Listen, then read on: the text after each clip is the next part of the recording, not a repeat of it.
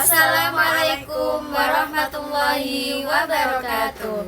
Halo semuanya, selamat datang di podcast kami. Di episode kali ini, kita bertiga dengan saya Ayu Roliatul Afidah, saya Rizka Dewi Anggraini, dan saya Rinda Zahra Nabila akan membahas tema yang sangat menarik, yaitu sejarah Al-Quran pada era Mekah. Tema ini kami angkat sebagai bagian dari tugas mata kuliah Tarikh Al-Quran, dan kami ingin menyajikan dengan ringan dan mudah dipahami.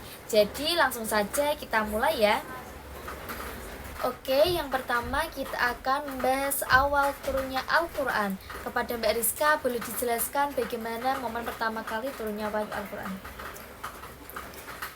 Oke, baik, saya akan menjelaskan awal turunnya Al-Quran adalah salah satu peristiwa paling penting dalam sejarah Islam. Wahyu pertama diturunkan ketika Nabi Muhammad SAW berusia 40 tahun, tepatnya ketika beliau sedang berada di Gua Hira di Jabal Nur dekat Makkah. Di sana, malaikat Jibril datang membawa 5 ayat pertama dari Quran surah Al-Alaq dengan kata Iqra yang artinya membaca. Momen ini bukan hanya mengawali kenabian Nabi Muhammad, tetapi juga menjadi awal turunnya Al-Quran secara keseluruhan. Apakah waktu itu Nabi sempat takut ya, Rizka? Iya, betul sekali. Beliau pulang dalam keadaan gemetar, lalu ditenangkan oleh istrinya yaitu Khadijah. Setelah itu Khadijah membawa beliau menemui Warokoh bin Naufal, dan Warokoh memberikan wahyu itu benar-benar dari Allah untuk Nabi Muhammad.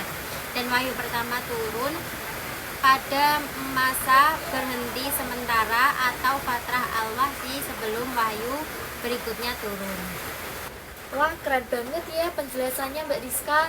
Terus apa yang terjadi setelah masa fatrah itu, Mbak Rinda? Oke, setelah masa jeda itu, wahyu kembali turun dengan perintah paling penting, surah Al-Mudaththir dan Al-Muzammil. Dua surah ini memerintahkan Nabi untuk bangkit berdakwah dan mempersiapkan diri. Nah, dari sinilah dakwah dimulai secara perlahan.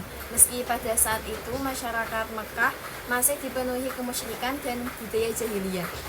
Oke, selanjutnya kita masuk ke karakteristik ayat-ayat Makkiyah. Mbak Rizka bisa dijelaskan dulu secara umum? Oke, tentu saja saya akan menjelaskan ayat-ayat Makkiyah adalah ayat-ayat yang turun sebelum hijrah dan mayoritas membahas tema dasar agama yaitu tauhid, hari akhir, pembentukan akhlak, dan kisah para nabi terdahulu. Nah, kalau dari perspektif ulama tafsir, ada banyak ciri khususnya kan? Iya, misalnya menurut Al-Zarkashi, ayat Makkiyah diawali dengan adanya seruan ya ayuhan nas yang artinya wahai manusia. Ini karena dakwah waktu itu masih bersifat universal, diajukan pada semua kalangan. Selain itu, ayat Makkiyah juga sering mengandung kata wala, ada huruf muqatta'ah seperti alif lam mim atau berisi kisah umat terdahulu. Terus kalau menurut As-Suyuti itu bagaimana Mbak Rizka? Kalau menurut Al-Suyuti lebih fokus pada pembagian surat berdasarkan tempat turunnya. Beliau menyebutkan daftar surat yang jelas-jelas Makkiyah seperti Al-A'raf, Yunus, Hud, Yusuf, Toha, dan banyak lagi. Kalau menurut Mana Al-Qatan itu gimana Mbak Rinda? Beliau menambahkan ciri-ciri seperti ayat-ayat Makkiyah pendek, banyak sumpah dalam ayat, berisi cerita Adam dan Iblis, atau kisah para nabi. Oke, kita lanjut ke dampak Al-Quran terhadap dakwah Nabi di Mekah. Bagaimana Mbak Rinda tanggapannya? Dampaknya luar biasa. Yang pertama, wahyu yang turun secara bertahap memperkuat mental Nabi dan para sahabat. Mereka menghadapi tekanan berat dari Quraisy, tapi ayat-ayat Makkiyah membuat mereka tetap teguh. Kedua, Al-Quran mengubah teologi masyarakat dari yang menyembah berhala menjadi mengenal konsep tauhid. Yang ketiga, ajaran Al-Quran memperbaiki akhlak mereka, seperti meninggalkan kebiasaan mengubur anak perempuan hidup-hidup. Benar, selain itu keindahan Al-Quran membuat pendengar terpengaruh, bahkan musuh-musuh Nabi pun tidak bisa menyangkal keindahannya. Contohnya, Utbah bin Rabi'ah yang sampai mendengar bacaan Nabi. Dan ada pula At-Tufail bin Amr Ad-Dausi, seorang penyair yang akhirnya masuk Islam gara-gara mendengar lantunan Al-Quran. Masya Allah sekali bukan?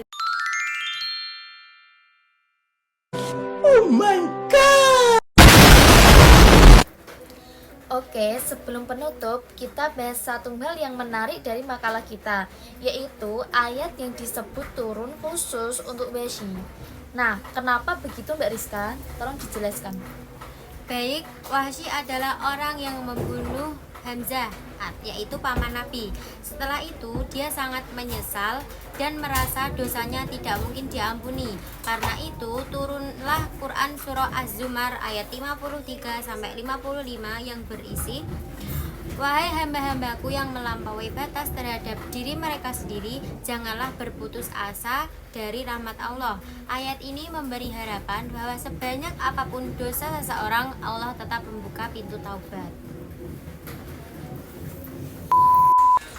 Jadi ayat itu bukan hanya untuk Wahsy, tapi menjadi simbol bahwa rahmat Allah itu sangat luas untuk seluruh umat manusia. Alhamdulillah kita sudah sampai di akhir pembahasan. Semoga podcast kita memberikan gambaran yang jelas tentang sejarah Al-Quran pada era Mekah. Terima kasih juga kepada Mbak Rizka dan Mbak Rinda yang sudah menjelaskan.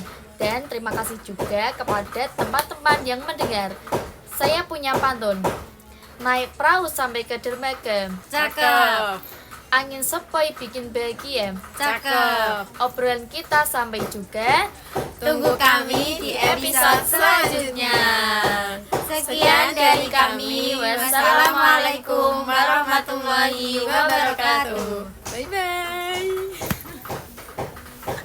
Putra, Akhirnya kayak